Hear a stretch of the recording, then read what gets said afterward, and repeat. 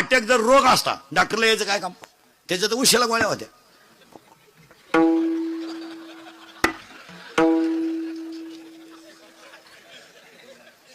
म्हणजे अटॅक हा रोग नाहीये महाराज, अटॅक हा रोग नाहीये. तुमच्या माझ्या घरामध्ये मानसिक संतुलन डॅमेज झाल्यामुळं मेंदूवर तणाव आहे.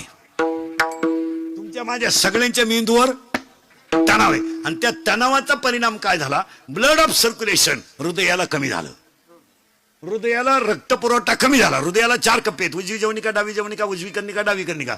आणि हे ब्लड सर्क्युलेशन कमी झाल्यामुळं घामाला अटॅक. हे अटॅक बरं काय नाही अटॅक येतो, दुसऱ्याच्या दारापुढे नवीन वापायली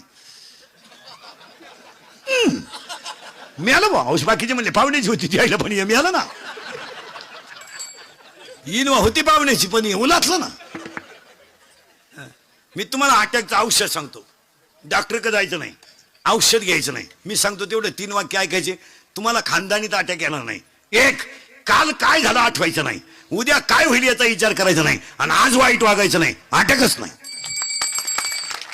मागचं उकरूनच काढायचं नाही, झालं ते आग लागू द्या तिकडं मरू द्या. आता कॉलेजला असताना आपल्याला पोरीनं धोका दिला, आता तिचं पोर शाळेत जातं तरी तिचंच जोरात जळायचं का, सोडून द्या. काय झालं ते कधीच अटॅक येणार नाही. काल काय झालं ते सोडून द्यायचं, उद्या काय होईल येतं आपल्या हातात नाही, फक्त आज वाईट वागायचं नाही, बस कधीच अटॅक येणार नाही. काय मध्ये आणि दुसरं का 2च औषध आहे अटॅकला. 1, काल काय झालं आठवू नका, उद्या काय होईल याचा विचार करू नका, आणि आज वाईट वागू नका. हे आहे का अटॅक आहे. आणि कोणत्याही संकटातून माघार घ्या, तो जय. काय फरक पडला, माघार घ्यायची काय फरक. हे पहा, माघारीमध्ये जय का पराजय, जय.